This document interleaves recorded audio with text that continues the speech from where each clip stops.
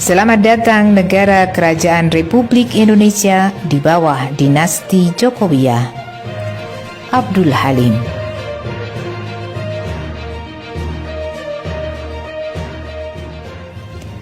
Ketika pertama kali bertemu Jokowi tahun 2005, saya yang biasa meliput di balai kota tidak pernah membayangkan kelak si pengusaha mebel berwajah lugu asli Boyolali, Jawa Tengah itu akan mampu menduduki istana negara selama 2 periode.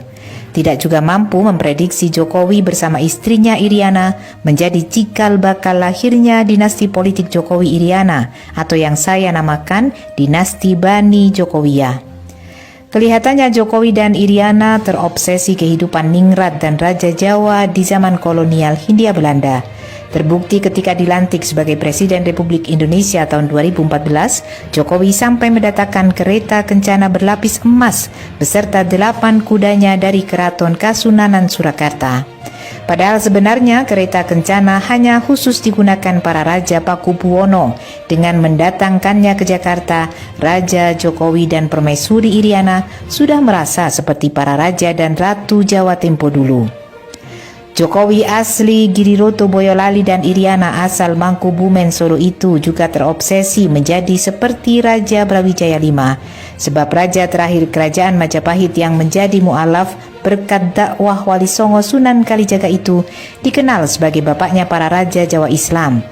Ada yang menduga Jokowi masih berdarah biru yang mengalir dari ibunya R.A. Sutarni, seorang putri Mangkunegaran Solo. Tetapi ada juga yang mengatakan ibunda Jokowi adalah Sujiatmi yang masih keponakan R.A. Sutarni. Terasa agak janggal karena umur Jokowi dengan Sujiatmi hanya terpaut 11 tahun. Berarti Sujiatmi punya anak Jokowi ketika masih berusia 10 tahun. Sedangkan ayah kandung Jokowi juga masih simpang siur. Ada yang mengatakan ayah Jokowi adalah Wijiatno, tokoh masyarakat Giriroto Boyolali. Tetapi ada juga yang mengatakan ayah Jokowi adalah mantan menteri zaman Orde Lama yang wajahnya mirip Jokowi. Siapa yang benar? Masih diperlukan penelitian khusus karena ini menyangkut masa depan dinasti Bani Jokowiyah. Tetapi yang jelas, sekarang di zaman Presiden Jokowi dan putra mahkota pertama dan wali kota Solo Gibran, Istana Mangkunegaran dibangun secara besar-besaran dan megah. Bahkan pernah digunakan Jokowi ngunduh mantu putra mahkota kedua, Kaisang, beberapa tahun lalu. Hal itu menunjukkan memang Jokowi masih berdarah biru dan kerabat Keraton Mangkunegaran Solo.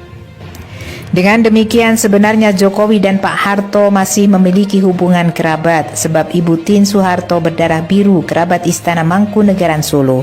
Maka pantaslah kalau Prabowo, mantan menantu Presiden Soeharto, menggandeng Gibran untuk dijadikan wakilnya. Sedangkan Prabowo diduga masih keturunan darah biru dari Kesultanan Yogyakarta dari jalur ayahnya Sumitro Joyo Hadikusumo dan kakeknya Margono. Sebaliknya Keraton Kasunanan Surakarta yang hanya berjarak selemparan batu dengan Istana Mangkunegaran sengaja dibiarkan mangkrak dimakan usia. Konflik internal selama 20 tahun sengaja terus dipelihara.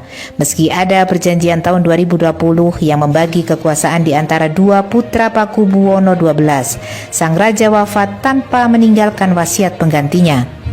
Sangat menarik bila membaca strategi politik Jokowi untuk mendirikan dinasti Bani Jokowiyah.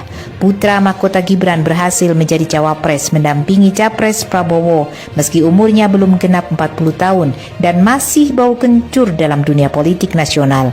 Prinsipnya menghalalkan segala cara meski curang, yang penting menang.